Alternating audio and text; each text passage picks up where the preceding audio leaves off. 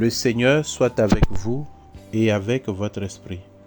Évangile de Jésus-Christ selon saint Luc. Gloire à toi, Seigneur. Quand fut accompli le temps prescrit par la loi de Moïse pour la purification, les parents de Jésus l'amenèrent à Jérusalem pour le présenter au Seigneur, selon ce qui est écrit dans la loi. Tout premier-né de sexe masculin sera consacré au Seigneur. Il venait aussi offrir le sacrifice prescrit par la loi du Seigneur, un couple de tourterelles ou 2 petites colombes. Or, il y avait à Jérusalem un homme appelé Siméon.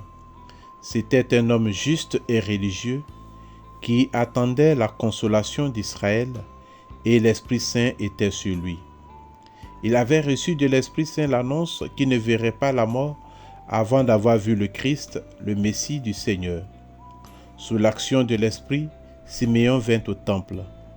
Au moment où les parents présentaient l'enfant Jésus pour se conformer au rite de la loi qui le concernait, Siméon reçut l'enfant dans ses bras et il bénit Dieu en disant : « Maintenant, ô Maître souverain, tu peux laisser ton serviteur s'en aller en paix selon ta parole, car mes yeux ont vu le salut que tu préparais à la face des peuples, lumière qui se révèle aux nations et donne gloire à ton peuple Israël. » Acclamons la parole de Dieu.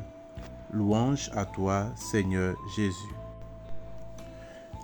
Frères et sœurs en Christ, l'évangéliste Luc, dans cette péricope, nous enseigne avec beaucoup de détails que la fête de la présentation du Seigneur répond d'abord et avant tout à une cérémonie traditionnelle juive.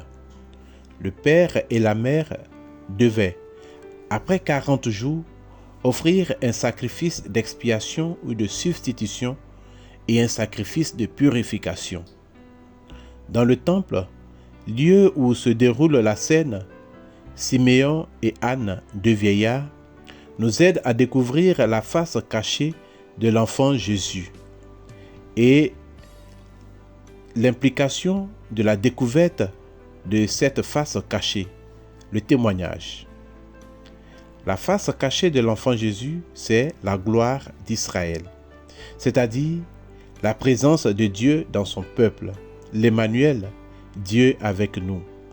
Jésus est donc la présence de Dieu au milieu de son peuple, celui qui apporte la consolation, la délivrance et la paix à Israël et par ricochet au monde entier.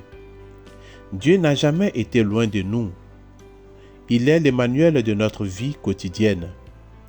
Savoir le reconnaître nous ouvre la porte de la paix, de la délivrance, surtout de la confiance, mais principalement du témoignage. En effet, nul ne peut rester silencieux sur les actions du Seigneur dans sa vie.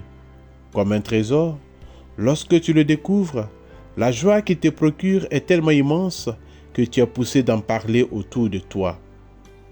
Que cette joie du témoignage soit notre quotidien et que Dieu vous bénisse. Bonne fête à tous les consacrés.